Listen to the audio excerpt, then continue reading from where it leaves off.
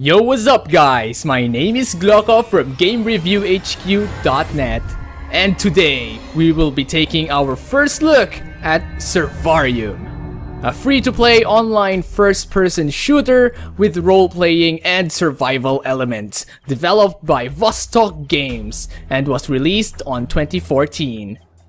The game is currently on open beta and only the PvP is playable for now. It's also important to note that the current build is only less than 50% of the actual promised content when the game gets fully released. So, this review will be solely based from what the developers have released so far, and I'll also be discussing a bit of the future elements that will be added in the game. Survarium is set in a post-apocalyptic world where a massive ecological disaster left the world in a state of array, for reasons that are yet unknown. Currently, the maps featured are from places in the USSR. You play as a survivor, and your current objective as a player is to gain experience to level up in order to have an edge in battle. As a beginner, you will be limited to a certain amount of guns and ammunitions, and you'll only be able to access more equipment once you gain more in-game currency and as you level up in rank. You can equip your weapons and items in the player lobby, and you can also customize your character from top to bottom with a variety of armor and clothing. It's also important to note that you have to consider the total weight of the equipment your character has. If you go above the weight limit that your current character can handle, then it will have a detrimental effect on the character's performance, such as reduced movement speed, healing, and accuracy. You can also set up different weapon and item loadouts so you can adapt in matches depending on what you need in order to win. You can also wear a choice of camouflage you can use to blend in your environment. Surprisingly, the camouflage mechanic in this game works really well considering how the environment was made in the game. So use it to your advantage. You can buy equipment in the shop using the in-game currency, and premium items are also available for players who pay with real money. Now, the equipment available for your character to buy also depends on which faction you join. There are 4 factions to choose from: the Scavengers, the Fringe Settlers, the Renaissance Army, and the Black Market. Each faction has their own perks when it comes to equipments and skills that will help the player gain an advantage during certain situations in battle. To play a game, just hit the play button in the lobby and wait for the matchmaking queue to finish. Waiting in the queue could take longer depending on the number of players online. There are 3 game modes that will be implemented in the future, but right now, only the Team Deathmatch is available to play. Team Deathmatch is an 8 vs 8 PvP where your objective is to kill as many players from the opposing team as possible within only 15 minutes. The team with the most number of kills or points wins. Currently, there are 8 available maps where the players fight. Each map varies in environment and space so that the players can adapt different playstyles. In the future, more game modes are said to be added, such as a reconnaissance mode where teams race to gather artifacts or objects, and even a co-op story mode where players go on missions to uncover the mystery of the world. During battle, the player has to take note of his health and the injuries he or she has sustained, which is indicated by the body icon on the lower right of the screen. The player always starts with 100% health and dies when it reaches 0. You primarily get damage from gunshots and even traps set by other players. Aside from getting damaged by attacks from weapons, the players also gets damage from environmental hazards called anomalies, which are found in certain parts of the map. An example of an anomaly would be a toxic gas. There are equipments and items available for players in order to resist or combat such anomalies. You can also die from bleeding out after getting damaged, so it's important to carry bandages or medkits to heal yourself.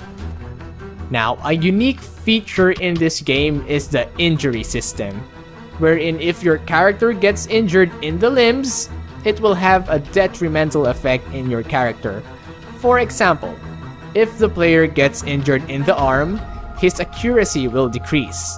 If the player breaks both arms, then the player loses his ability to aim over the shoulder. If the player breaks a leg, his movement speed will decrease. And by breaking both legs, the player loses the ability to move entirely.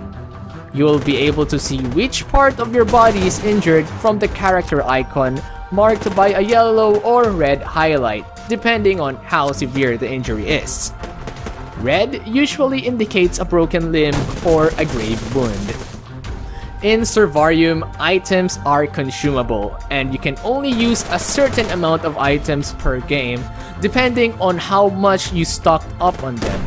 Grenades and bandages are included in consumable items. If ever you run out of ammunition during battle, you can restock on ammo in an ammunition box located near your base. However, your consumed items will not be replaced.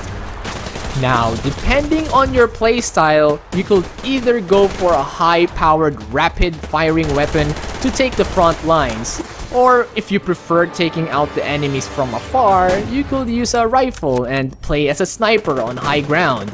But no matter how you play, always utilize your environment to your advantage. Take cover in bushes and surprise your enemy there, or maneuver under tall grass to avoid detection. After 15 minutes, the game automatically ends and you are taken to the scoreboard along with any rewards you might have received. You'll also get experience to level up your character, and every time you level up, you gain skill points to make your character even stronger. The higher the level, the higher your rank will be. The ranking system serves as a certification for your character to equip stronger items. As for the other features of the game, I cannot say much about it yet because such features are only available for stronger players. That or such features have not yet been implemented in the current build. And that's it for the basic features and mechanics of the game. Now let's take a look at the pros and cons. Let's start with the cons. So as of right now, the game has a low player base. I only saw around 200 players online, so I guess the game kinda lacks appeal since the servers are based in Russia right now.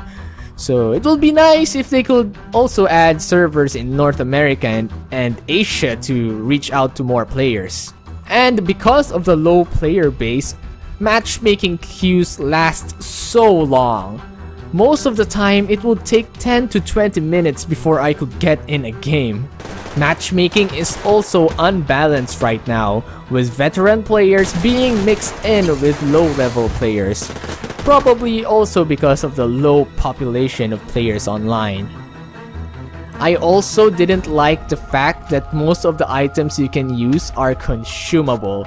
I bought 1 bandage and 2 grenades, which weren't cheap by the way, and after using it in a game, it was gone forever and I had to buy more. It would be awesome if they could make it a one-time purchase only. And I also don't like that it has a pay-to-win element due to a lot of premium items and equipment available to be purchased in cash. Most of those items are really powerful and game-changing even if used by a beginner.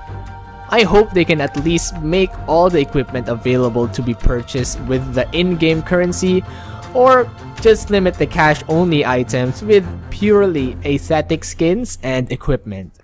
Now we go to the pros. This game is fast-paced in a sense that action can be found everywhere, so you'll be on the edge most of the time trying to keep a lookout for enemies and traps.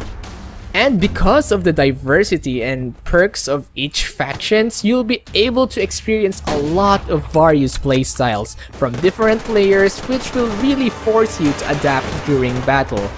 And of course, you'll also get the chance to try out different playstyles.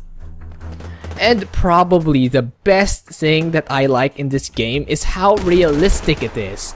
The camouflage element works really well with how the map and environment is made, and I really like how there's an injury system that can greatly affect the player's performance. And another realistic element is the weight limit of the player and the fact that your player levels up and gains new skills and abilities, giving it a certain RPG feel.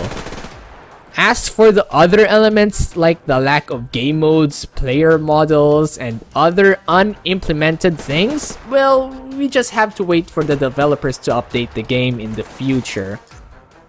Like I said, Survarium is still in its early beta phase with less than 50% of the game included in the current build, so there's a lot of room for improvement. Other than that, the game falls into the average league of first-person shooters compared to the more popular ones right now. The best selling point of this game will probably be its realism. So if you guys would like to try a unique and realistic first-person shooter game with a diversity of playstyles and an RPG element, then I recommend you guys to try out Survarium. Let your heart burn, survivors. This is Glocko of GameReviewHQ.net signing off.